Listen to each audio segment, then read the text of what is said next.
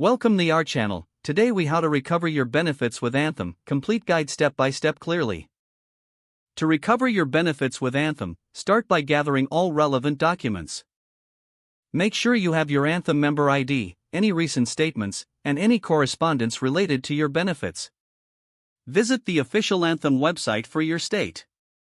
Locate the member login section on the homepage. Enter your username and password to access your account.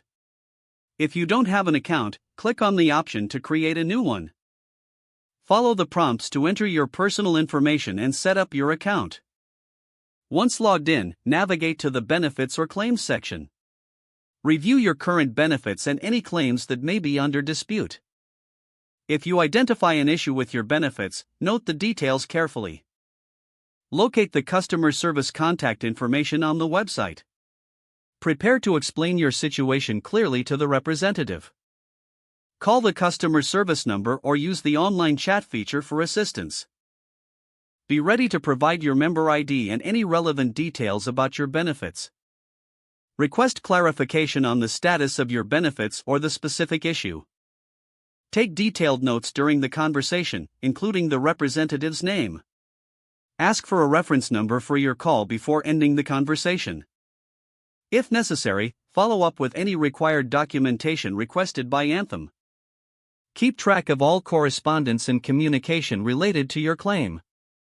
If your benefits are still not recovered, consider locate the appeals process on the Anthem website.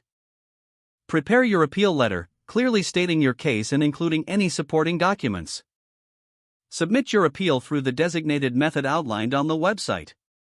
Monitor the status of your appeal through your online account or by calling customer service. Continue to follow up until you receive a resolution regarding your benefits. Stay patient and persistent, as the recovery process may take time. If the page does not load, refresh the browser or try again in a private or incognito window. Make sure you are using the correct email address, then retype it carefully to avoid small typos.